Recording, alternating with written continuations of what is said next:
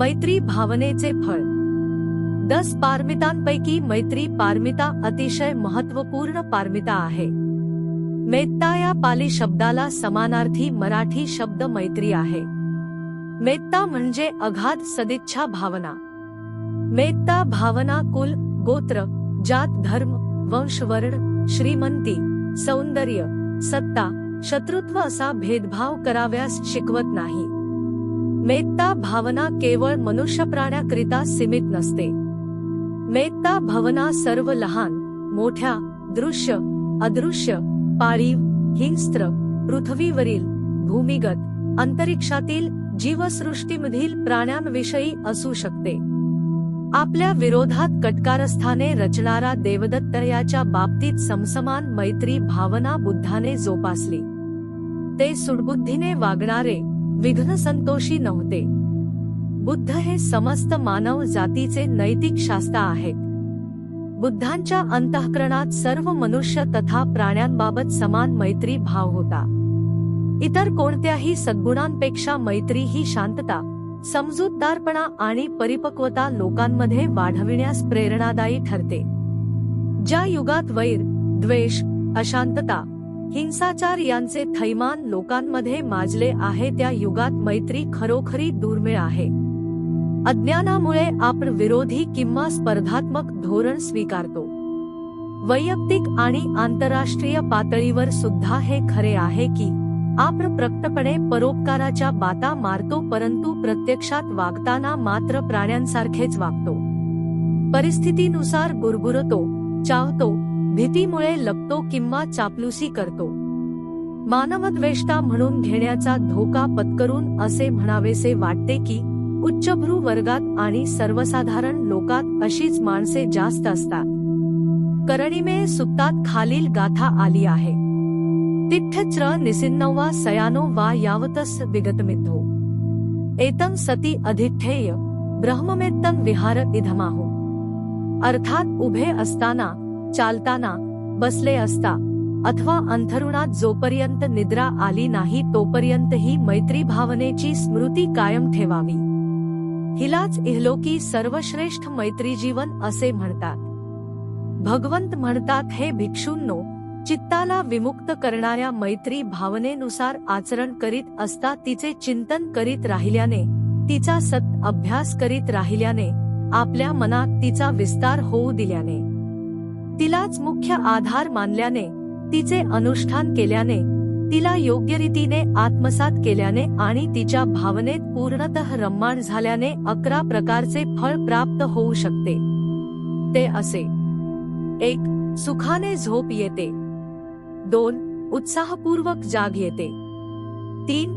वाईट स्वप्न पडत नाही। 4. इतर मनुष्यांशी मैत्री जडते। 5. अमनुष्यांशीही मैत्री घडून येते। 6. देवता त्यांचे रक्षण करतात। 7. अग्नी, विष किंवा हत्यामुळे त्याला कधीच हानी पोचत नाही। 8. तात्काळ चित्त स्थिर होऊन समाधी लागते। 9. त्याला नेहमी प्रसन्नता लाभते। 10. घाबरता प्रसन्नतापूर्वक मृत्यू पावतो आणि 11. तो अर्हतपदापर्यंत पोचू शकला नाही तरी तो निश्चितच ब्रह्मलोकात जन्म ग्रहण करतो।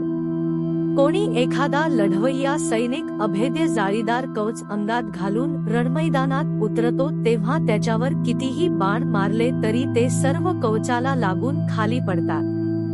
त्यामुळे त्या सैनिकाचे काही एक बिघडत नाही। तेव्हा हा गुण त्या सैनिकाचा समजला जाणार नाही, तर हा गुण त्याने अभेव कवचाच होय। त्याचप्रमाणे वरील गुण त्या व्यक्तीचे नसून मैत्री भावनेचे आहेत। ज्यावेळी कोणी मनुष्य मैत्री भावनेत रमून गेलेला असतो त्यावेळी त्याचे अग्नी, विष किंवा तीक्ष्ण हत्यार सुद्धा काही एक बिघडवू शकत नाहीत। आणि दृष्ट विचाराने कोणी एखादा त्याच्यावर चाल करून आलाच तर त्या मैत्री भावनेच्या चिंतनात मग्न असलेल्या व्यक्तीकडे पाहण्याची हिंमत सुद्धा होणे शक्य नाही, तर त्याचे काही बरे वाईट करणे तर दूरच राहिले। हे गुण व्यक्तीचे नसून त्या मैत्री भावनेचे होत असे समजले पाहिजे। कोणी एक मनुष्य आपल्या हातात धरलेली जादूची कांडी घेतो, ती कांडी हातात घेता क्षणीच तो गायब होतो. त्यामुळे तो सामान्य माणसाच्या दृष्टीस पडत नाही. तेव्हा हा गुण त्या व्यक्तीचा नसून या मंथरलेल्या कांडीचाच समजला जाईल. याप्रमाणेच वरील गुण त्या व्यक्तीचे नसून मैत्री भावनेचे होत असे समजावे. जेव्हा व्यक्ती जे जसन आहे तसन पाहायचं शिकते आणि आपल्या संपर्कात येणाऱ्यांना समजायचा प्रयत्न करते तेव्हा ती त्याच्याशी मैत्री करू लागते. विरोध करणे किंवा स्पर्धा करणे सोडून मदत करायला लागते. त्यांचा द्वेषही करीत नाही, अगर त्यांना कंटाळतही नाही. होईल तेवढी मदत करते, अन्यथा त्यांचे मंगल होवो अशी सदिच्छा व्यक्त करते. बौद्ध साहित्यात त्रिपिटकातील धम्मपद मध्ये एक पद आहे. श्रीलंकेतील लोकांच्या जीवनावर आणि विचारांवर अत्यंत खोल ठसा जर कोणी उमटविला असेल तर ती मेत्ता भावना होय.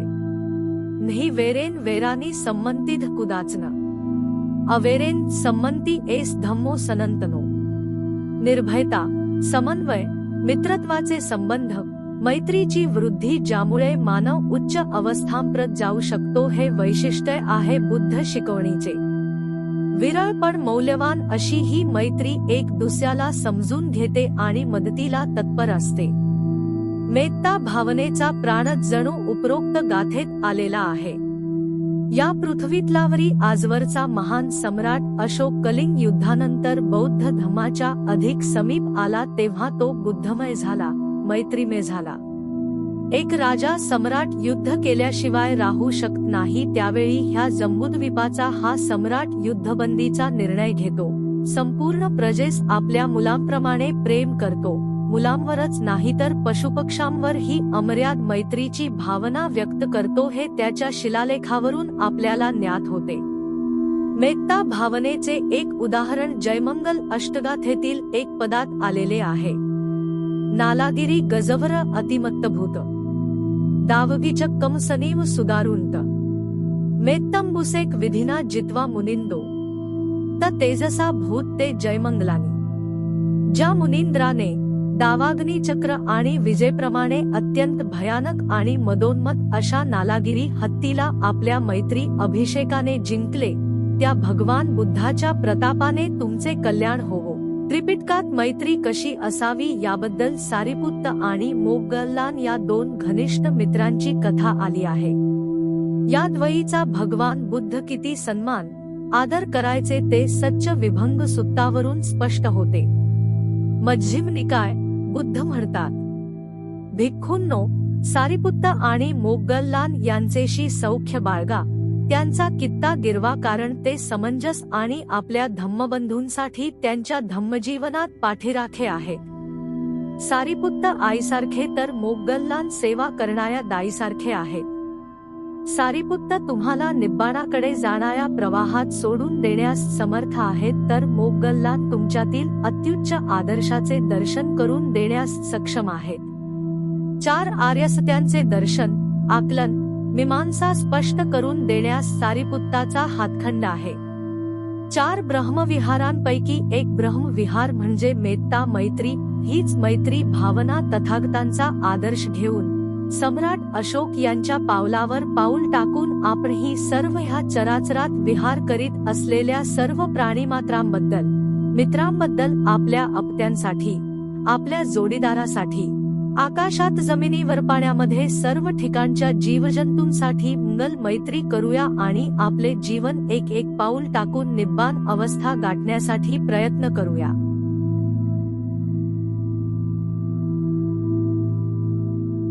भवतु सब्ब मंगल.